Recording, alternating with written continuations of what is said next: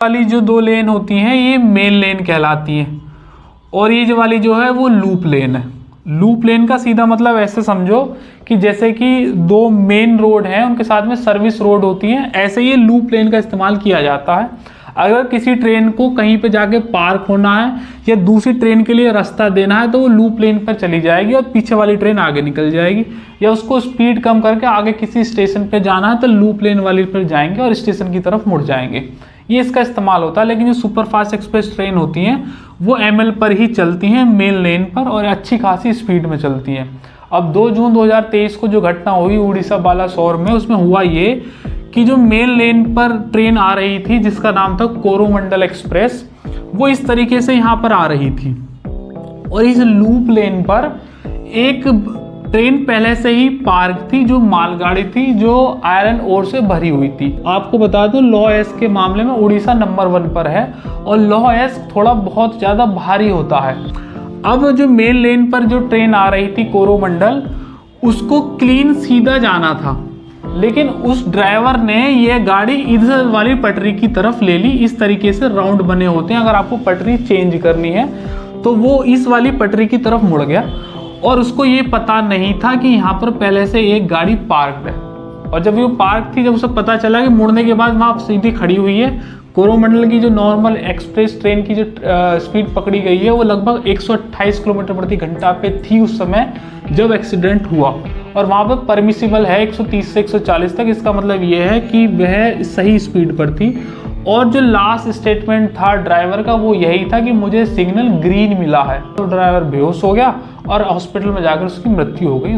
अच्छा, जब ये ट्रेन यहाँ से ऐसे ही मुड़ी और यहाँ से इसे टकराई कि उस पर टकराते गए और एक के ऊपर एक चढ़ते गए, उससे हुआ ये कि जो उसके पीछे वाले डब्बे थे उसमें फ्रिक्शन आ गया और वो डीरेल हो गई। डीरेल का मतलब की तरफ जाएगा, जब आप उधर मुड़ोगे तो पीछे वाली चीजें इधर चली जाएंगी और वो इधर आने लग गई। अब ये थोड़ा सा और बुरा इत्तेफाक था कि यहाँ से इधर की तरफ एक और ट्रेन जाने लग रही थी, उसका नाम है यशवंतपुरम हावड़ा। और ये जो ट्रेन थी कोरोमंडल, ये महाबलीपुरम तमिलनाडु से चलती है कलकत्ता शालीमार तक के लिए। लगभग 3 से 3:40 तक का इसका टाइम ड्यूरेशन होता है। लगभग सुबह 10:30 बजे पहुंचती है। 3 घंटे 40 मिनट की इसकी ड्यूरेशन होती है रोज का आवन जावन है। अब तक जब ये एक्सीडेंट हुआ तो इसके डब्बे इधर आने लग रहे, तब तक ये यशवंतपुरम के लगभग 70 to 80% ट्रेन क्रॉस हो गई थी। जो लास्ट के डब्बे हैं उन पर ये डब्बे जाकर गिरने लगे और ये वाली ट्रेन भी अब डीरेल हो गई। हुआ ये कि बालासोर में तीनों ट्रेन एक साथ टकरा गई और ये पूरा ब्लॉक हो गया।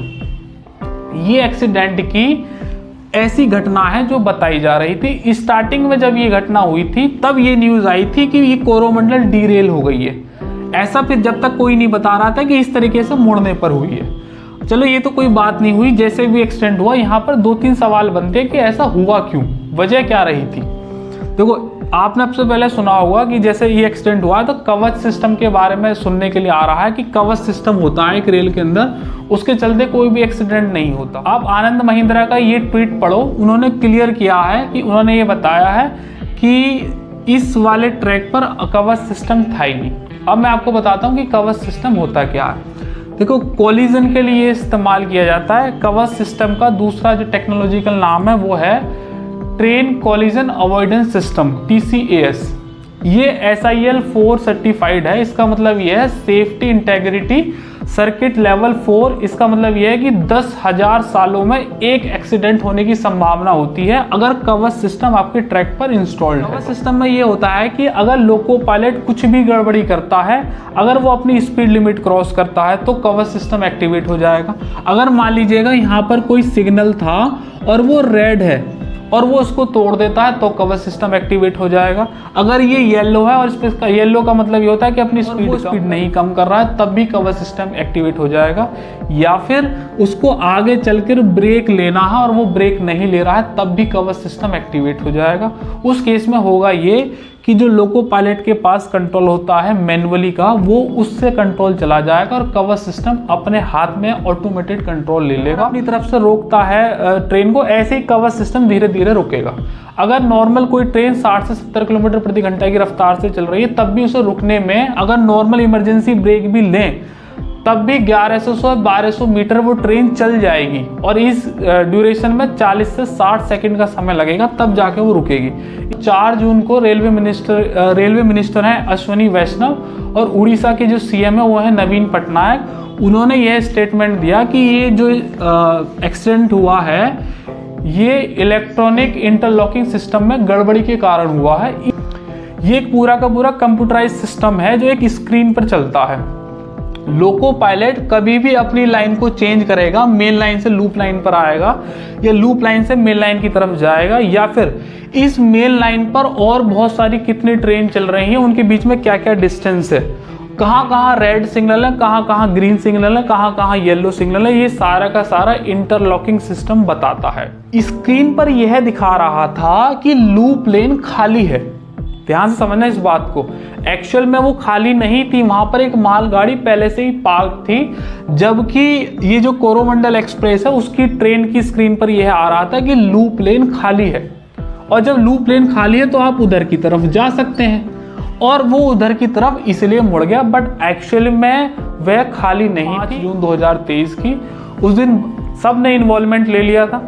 अब बात ये आई थी, रेलवे बोर्ड ने ये बताया कि ड्राइवर की स्पीड मेंटेन थी, उसको ग्रीन सिग्नल था और ये कोरोमंडल एक्सप्रेस ट्रेन को सीधा जाना था, इसका यहाँ पर कोई भी स्टॉप नहीं बचता है। इसको यहाँ बालासोर में अगर रुकना होता तो वो लूप लेन लेती, जबकि उसको तो रुकना ही नहीं होता है। तो सवाल यहाँ पर ये उठा कि वो लूप लेन पर गई क्यों थी, जबकि लूप लेन पर जाने के लिए या तो आपको आगे जाकर रुकना हो या पीछे वाली किसी ट्रेन को रास्ता देना हो या आपको अपनी स्पीड थोड़ी कम करके रखनी है, तब आप लूप लेन का यूज करते हैं। जबकि रेलवे बोर्ड ने ये बताया है कि उसको सीधा जाना था। तो सवाल बस यहीं पर आकर रुक गया कि वही वो इधर की तरफ मुड़ी क्यों। इस वजह ने ऑर्डर दे दिया कि सीबीआई जांच कराई जाए। ये हो सकता है किसी कॉन्स्पिरेसी के तहत हुआ हो कि किसी ने जानबूझकर इस सिस्टम में गड़बड़ी की हो, और या फिर ड्राइवर की गड़बड़ी हो या मैनुअली कोई गड़बड़ हो, किसी की गड़बड़ है, सिस्टम की गड़बड़ है, ये तो अब सीबीआई हफ्ते भर 10 दिन में क्लियर कर ही देगा। लेकिन इसके चलते हुआ ये है कि 300 लोग मारे गए हैं, 1000 से भी ज़्यादा लोग घायल हो गए हैं, और ये आंकड़ा सही नहीं, इससे ज़्यादा होने की भी संभावना है। देखो, अगर ये गड़बड़ इलेक्ट्रॉनिक इंटरलॉकिंग सिस्टम की है तो देखो टेक्निकल एरर तो होते ही रहते हैं, और ये आज से नहीं बहुत पहले से हो रहा, टेक्निकल ग्लिच अक्सर हो जाता है। लेकिन अगर मैनुअली जानबूझकर किसी ने सिस्टम के साथ छेड़खानी की है तो उसको तो सज़ा मिलनी ही चाहिए। और देखो, रेलवे इतना बड़ा प्लेटफॉर्म है, 1000 किलोमीटर इतनी लंबी रेलवे लाइन है, अगर रनिंग ट्रैक को भी जोड़ दिया जाए तो यह आंकड़ा 99,000 किलोमीटर तक पहुंच जाता है, जिसमें हर रोज 22,000 ट्रेन चलती हैं, जिसमें 13,000 जो ट्रेन है वो पैसेंजर है और 9,000 से ज़्यादा मालगाड़ी है। ये रेलवे बोर्ड जो है ये विश्व का 7वें नंबर का रेवेन्यू क्रिएट करने वाली कंपनी है। 12 से 13 लाख एम्प्लॉय हर रोज इसमें आकर काम करते हैं, 2.5 करोड़ से भी ज़्यादा लोग इसमें हर रोज सफ़र करते हैं, 7,000 से भी ज़्यादा स्टेशन पूरे भारत में इसके बने हुए हैं। लेकिन सच बात तो ये है कि जिसके घर दुख के बादल आए ना, उसका दुख कोई और नहीं समझ सकता है।